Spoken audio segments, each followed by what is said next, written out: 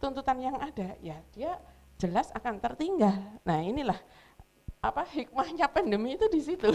Selain itu, dengan adanya pandemi itu, teman-teman UMKM itu banyak sekali yang banyak sekali ide gagasan, inisiasi, kreativitasnya muncul. Karena dengan adanya pandemi ini, kalau hanya mengandalkan satu produk saja, itu juga akan gulung tikar juga. Akhirnya dengan adanya pandemi ini, memang dituntut untuk saling kreatif. Umpamanya ada produk satu, terus akhirnya dengan adanya pandemi ini banyak sekali produknya. Yang pertama, yang kedua, dulu seperti Bu U tadi yang di kayak marketing, ya istilahnya sosmednya dulu hanya branding, umpama Facebook pribadi, IG, Instagram hanya pribadi. Sekarang hampir banyak juga, hampir 60% teman-teman UKM sudah bisa membedakan antara medsos pribadi dan medsos bisnis itu. Artinya masih pelaku UMKM ini juga perlu untuk mengembangkan otomasi media sosialnya sendiri. Iya, jelas itu. Jadi mau tidak mau, dan dari dinas sendiri memang sejak begitu ada pandemi itu kita juga mulai beralih nih. Karena melihat selain tuntutan ke depan mau tidak mau menyiapkan mereka ke online, tapi kan jadi persiapan yang awalnya itu sebelum pandemi itu mungkin masih perlu 80 hari, tapi setelah pandemi mau tidak mau harus dipaksa 20 hari.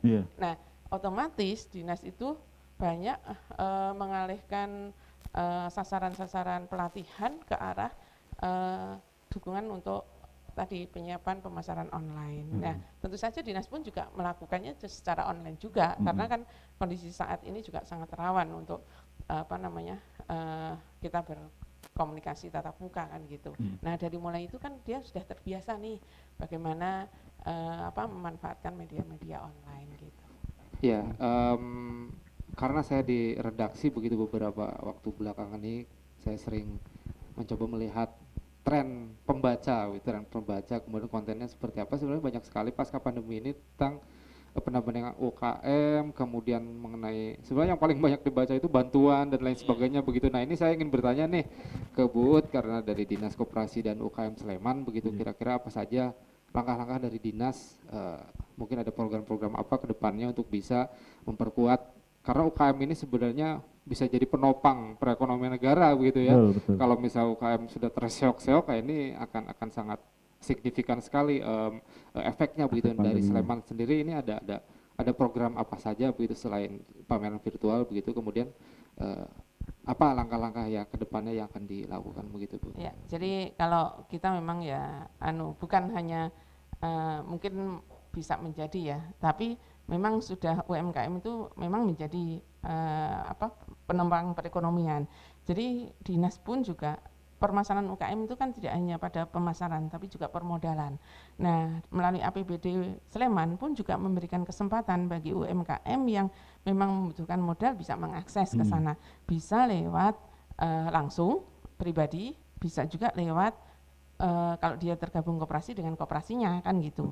Kemudian yang kedua, bagaimana kita juga memperluas tadi kesempatan untuk mereka memperkuat perekonomiannya. Nah, kebetulan kan pemerintah pusat itu kan sekarang juga lagi gencar-gencarnya memberikan kesempatan peluang UMKM untuk terlibat di dalam pengadaan barang jasa pemerintah. Jadi di sana PP-nya sudah ada, kalau nggak salah PP 20 ya, tahun 2020, jelas bahwa semua pengadaan pemerintah diharapkan juga melibatkan UMKM. Nah, oleh LKPP pun juga sudah disarankan UMKM itu ikut memasukkan katalog di katalog nasional kan gitu, sehingga nanti produknya UMKM Sleman itu bisa nanti dibeli oleh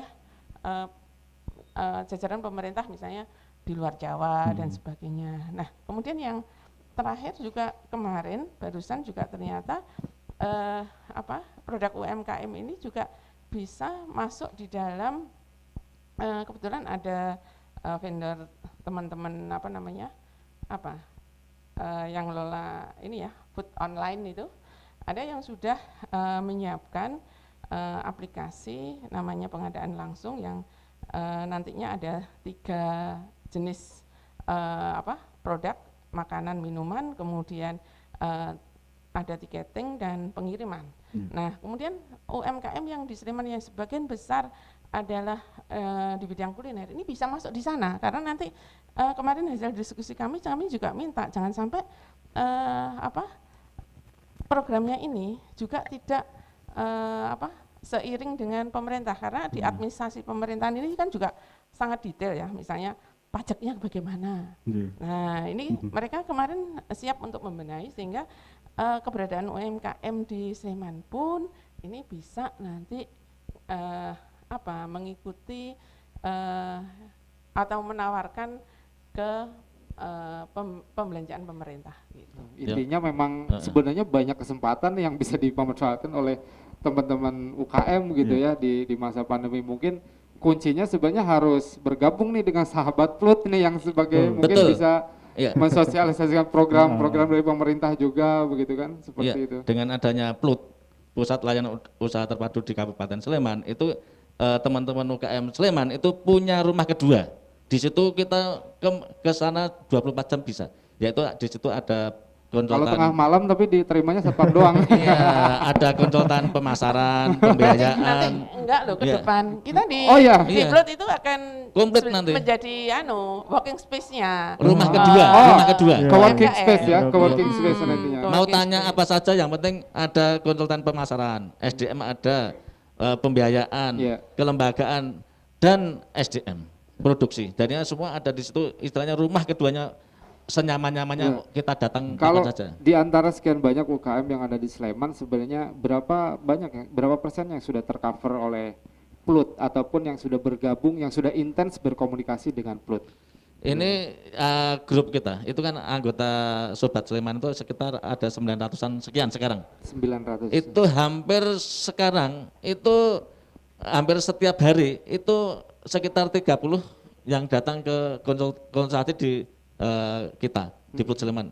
Itu pun dengan banyaknya yang itu akhirnya kita batasi juga. Kalau tidak batasi itu juga akan dengan adanya pandemi ini kita juga akan nanti ada masalah. Jadi kita batasi sekitar 25 sampai 30 orang per hari. Kalau tidak batasi dulu sampai 70 orang yang pengen konsultasi di Plut. Iya, gini Mas Igi, saya pernah kan ke Plut, sering ke Plut itu. Di sana memang lengkap ininya, bisa mau layanan pendampingan pemodalan atau mau ngomong masalah pemasaran, ada konsultannya, kemudian mau ngurus IUMK juga didampingi, termasuk juga karena ini waktu persiapan pameran virtual ini saya lebih intens ke Plut, banyak juga yang mengajukan bantuan pemerintah pusat itu didampingin langsung. Betul begitu, sekali. Dan masalah NIB ke IUMK dan lain sebagainya input itu satu data. Betul, satu data. Artinya sebenarnya nggak ada alasan untuk nggak bergabung ke sana begitu, karena banyak yang bisa dimanfaatkan oleh teman-teman UKM begitu di satu tempat sekaligus. Betul, di satu tempat. Banyak sekali fasilitasi juga. Ya, dan ada kafe juga di sana. Ada kafenya. Oke, mungkin sebagai penutup Bu, ada pesan untuk masyarakat untuk mungkin siapa aja yang di dalam pameran virtual ini yang bergotong royong dari mana saja. Ya, jelas program ini tidak lepas dari kebersamaan, gotong royong bersama.